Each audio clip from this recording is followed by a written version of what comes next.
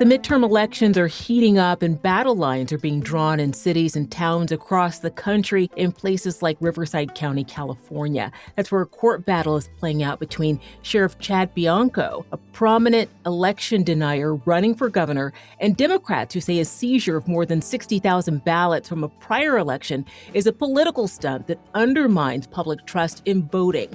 Even if you don't call California home, it's a political fight that could impact elections across the country. Hello and welcome to USA Today's The Excerpt. I'm Dana Taylor. Joining me to talk about what's happening in Riverside and how it might reverberate in other counties is USA Today domestic security correspondent Josh Meyer. Josh, it's great to have you back on The Excerpt. Hi, Dana.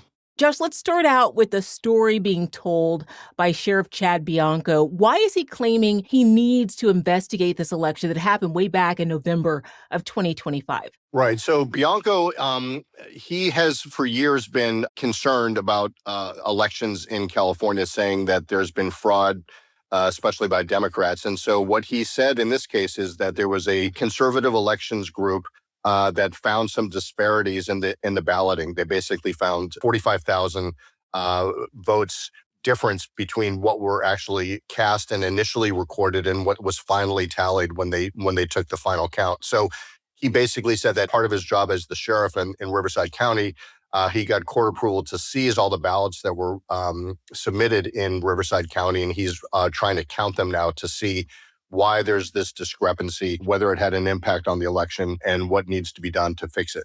Sheriff Bianco seized even more ballots last week, another 400 plus boxes. Is this ballot seizure even legal? What are the courts saying? Well, California certainly doesn't think it's legal. The state attorney general's office and the secretary of state have, gone to court all the way up to the California Supreme Court, saying that it's not only unnecessary because there was no discrepancy in the ballots, but that it's also illegal, that he has no authority to do this kind of thing. So they're fighting very hard to get the vote count stopped, and they've succeeded in doing that. But they say that Chad Bianco has no authority to do this, so they're fighting it tooth and nail. In the 2025 election at issue here, voters overwhelmingly decided in favor of Prop 50, which gave the Democrats the right to redraw the district map, giving them a clear advantage and potentially giving the House majority to Democrats. Didn't those results already get certified, Josh? Is he asking the courts to throw out the results? Right. So basically, it was a huge win for the Democrats. What they're saying, including one of the gubernatorial candidates who's facing off against Chad Bianco, Xavier Becerra, saying that, for one, that the election was certified, there was no fraud, and that even if there was some small amount of fraud, whatever this recount would do, which is unnecessary in their opinion, would never come close to changing the outcome of the election. So, what they're saying is this is a political stunt by a candidate for governor who's just trying to get more attention for himself and trying to undermine voter confidence in the electoral system. So that's one of the reasons they're fighting this so hard, I think, is that they think that Bianco has ulterior motives. Now, I spoke to him yesterday. This is the first time that he's spoken to a reporter since he said that the case has been put on hold, and he insists that there's no political motive, that he's just trying to do his job and count the ballots, and that the Democrats in California are the ones that are grandstanding and trying to stop him from doing it. Well, has the sheriff provided the courts with any evidence to substantiate his claims of what he called, quote, irregularities?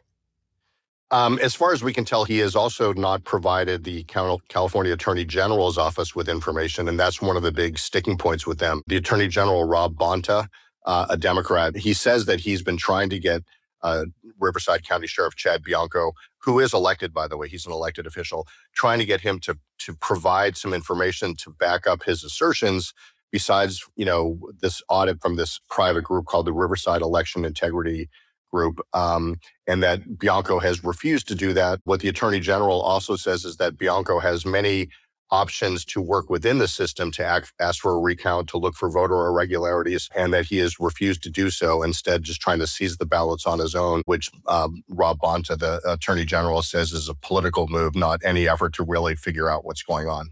Josh, what's at stake for the residents of Riverside? Ultimately, what's at stake for the residents of Riverside, I think, is more perception than reality. I don't think this is going to change the outcome of Prop 50. I mean, especially since it was overwhelmingly passed by the voters. But I think what's happening is that, at least if you believe Bianco's critics, he is undermining confidence in the electoral system and the voting system, especially mail-in ballots. Bianco is a very staunch and vocal supporter of President Trump, who has also said that basically, that we shouldn't trust mail-in ballots, even though he just voted by mail-in ballot yet last week. But, I think that integrity and confidence in the electoral system is what's at stake here. And I think this is something that's being echoed in other places around the country. This story is reminiscent of the seizure of 2020 ballots in Arizona that happened earlier this year by the FBI, those ballots being the focus of proving a repeated false claim by President Donald Trump that he actually won that election. What are the implications for other county officials who might also contest election results? Well, I think that's the million-dollar question, the important question here. President Trump is continuing to sort of beat this drum that you can't trust mail-in ballots and that, it's only a fair election if we say it is, the politicians, not the election officials. And so this first started in January when the FBI seized ballots in Fulton County, Georgia, that they still have under lock and key from the 2020 election that Trump keeps saying that he won, even though he lost to Democrat Joe Biden. So the FBI is investigating that at the direction of the Office of Director of National Intelligence, and many people believe the White House is directing this. And then, as you mentioned, they also seized ballots in Arizona. So, the concern is that they're going to just start questioning the results of any election that they just don't like the outcome of. And of course, with the midterms coming up, that will determine whether Trump gets to have congressional support for his agenda in the last 2 years of his term or not.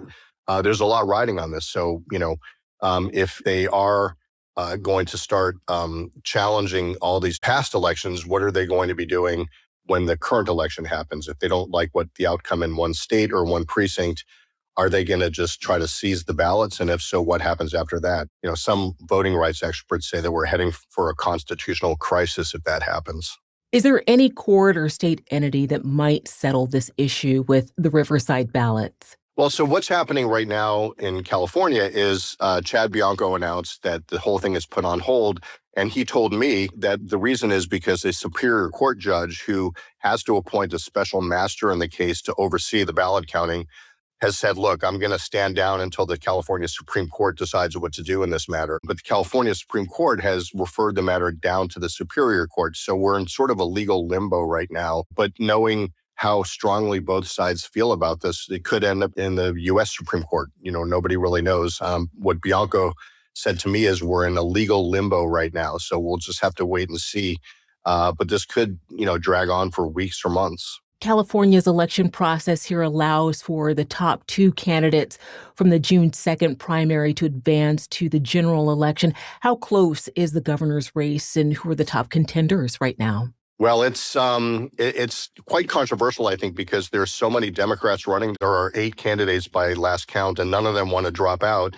And so there's a concern, at least among Democrats, that that's going to hand the election, or at least give a sort of a leg up for Chad Bianco and the other Republican candidate, both of whom are leading in the polls right now. Right now, Bianco is number 2 in the polls, and the other Republican candidate is number 1 in the polls, and then the Democrats are trailing behind them. So Bianco, because of this, has a real shot at winning. Josh Meyer is a domestic security correspondent for USA Today. Josh, it's always good to have you on The Excerpt. Always good to be here. Thanks, Dana. Thanks for watching. I'm Dana Taylor. I'll see you next time.